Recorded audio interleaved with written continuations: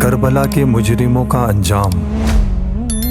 امام حسین رضی اللہ تعالیٰ عنہ کی شہادت کے بعد ان کے مخالفین کا کیا انجام ہوا؟ کربلا کا واقعہ 10 محرم 61 ہجری کو پیش آیا۔ حضرت امام حسین رضی اللہ تعالیٰ عنہ اور ان کے وفادار ساتھی شہید ہو چکے تھے، لیکن کربلا کا واقعہ یہیں ختم نہیں ہوا۔ شہادت امام حسین رضی اللہ تعالیٰ عنہ کی خبر پورے عالم اسلام میں پھیل گئی۔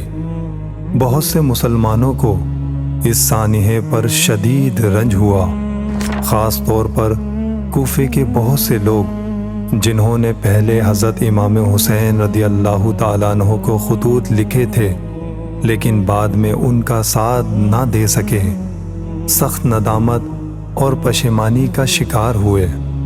کربلا کے چند سال بعد کوفے میں ایک تحریک اٹھی جسے توابین کہا جاتا ہے۔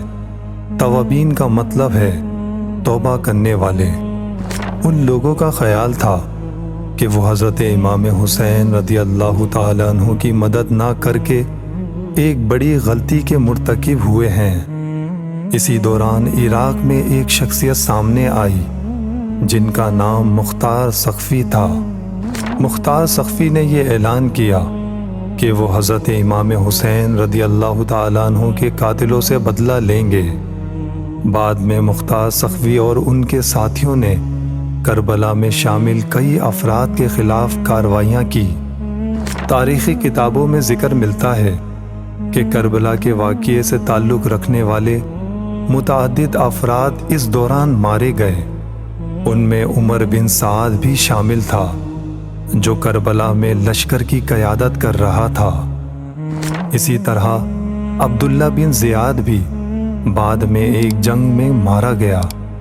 تاریخی طور پر یہ بات معروف ہے کہ کربلا کے کئی اہم کردار بعد میں سیاسی اور فوجی واقعات میں اپنی جانوں سے ہاتھ دھو بیٹھے۔ البتہ یہ بات یاد رکھنی چاہیے کہ تاریخ ہمیں ہر فرد کے بارے میں مکمل تفصیل نہیں بتاتی۔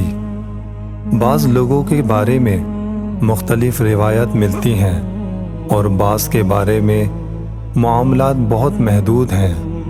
اسی لیے محتاط مورخ صرف انہی باتوں کو بیان کرتے ہیں جو تاریخی طور پر زیادہ مشہور اور قابل اعتماد ہوں۔ حضرت امام حسین رضی اللہ تعالی عنہ پر ظلم ایک بہت بڑا جرم اور عظیم گناہ تھا۔ اسی وجہ سے امت مسلمہ کے علماء نے ہمیشہ واقعہ کربلا کو ایک عظیم سانحہ قرار دیا ہے۔ آج بھی جب کربلا کا ذکر آتا ہے تو لوگوں کو یاد آتا ہے کہ دنیاوی طاقت ہمیشہ باقی نہیں رہتی، بلکہ حق اور سچائی کا نام زندہ رہتا ہے۔ حضرت امام حسین رضی اللہ تعالیٰ عنہ کا نام آج بھی عزت اور احترام سے لیا جاتا ہے، جبکہ کربلا کے سانحے میں شامل بہت سے لوگوں کو تاریخ اچھے الفاظ میں یاد نہیں کرتی۔ یہی تاریخ کا سب سے بڑا سبق ہے کہ ظلم وقتی طور پر طاقتور نظر آ سکتا ہے، لیکن عزت اور سربلندی آخرکار حق ہی کے حصے میں آتی ہے۔